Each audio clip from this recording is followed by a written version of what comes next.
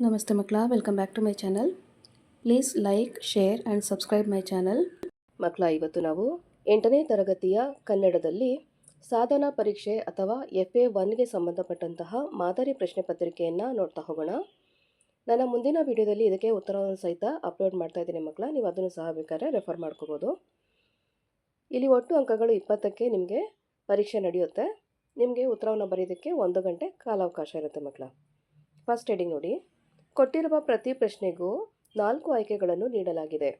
ಇವುಗಳಲ್ಲಿ ಸರಿ ಉತ್ತರವನ್ನು ಆರಿಸಿ ಕ್ರಮಾಕ್ಷರದೊಂದಿಗೆ ಬರೆಯಿರಿ. ಇಲ್ಲಿ ಒಟ್ಟು 3 ಪ್ರಶ್ನೆ 1 ಅಂಕದಂತೆ ಇರುತ್ತೆ. ಪ್ರಶ್ನೆ 1 ನೋಡಿ.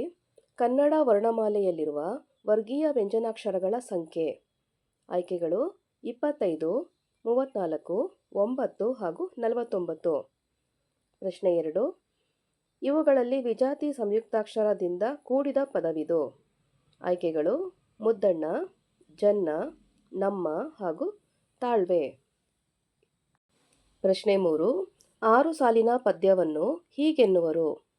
ಆಯ್ಕೆಗಳು ದ್ವಿಪದಿ, ತ್ರಿಪದಿ, ಚೌಪದಿ ಹಾಗೂ ಷಟ್ಪದಿ. ನೆಕ್ಸ್ಟ್ ಹೆಡಿಂಗ್ ನೋಡಿ ಮಕ್ಕಳ. ಕೊಟ್ಟಿರುವ ಪ್ರತಿ ಪ್ರಶ್ನೆಗೂ ಒಂದೊಂದು ವಾಕ್ಯದಲ್ಲಿ ಉತ್ತರಿಸಿ.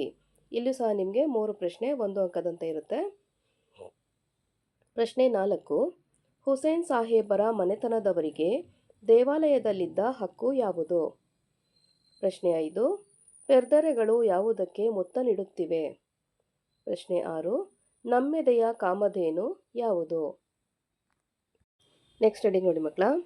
ಕೊಟ್ಟಿರುವ ಪ್ರತಿ ಪ್ರಶ್ನೆಗೂ 3 ರಿಂದ 4 ವಾಕ್ಯಗಳಲ್ಲಿ ಉತ್ತರಿಸಿ.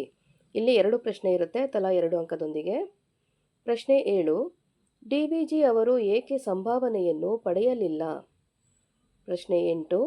ಕನ್ನಡದ ಹೆಸರನ್ನು ಹೇಗೆ ಹಬ್ಬಿಸಬೇಕೆಂದು ಕವಿ ಆಶಿಸುತ್ತಾರೆ? ನೆಕ್ಸ್ಟ್ ಹೆಡಿಂಗ್ ನೋಡಿ.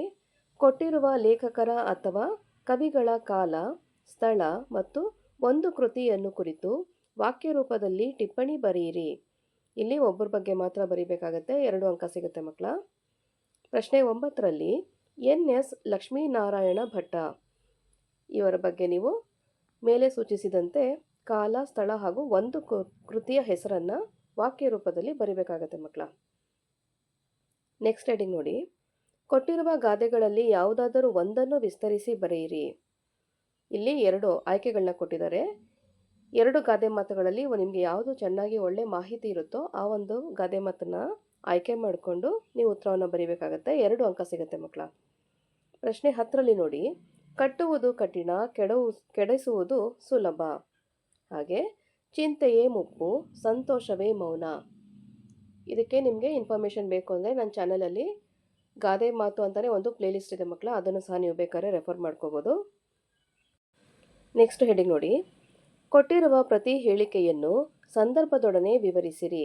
ಇಲ್ಲಿ ಒಂದೇ ಸಂದರ್ಭ ಕೊಟ್ಟಿರ್ತಾರೆ, 2 ಅಂಕ ಸಿಗುತ್ತೆ ನಿಮಗೆ.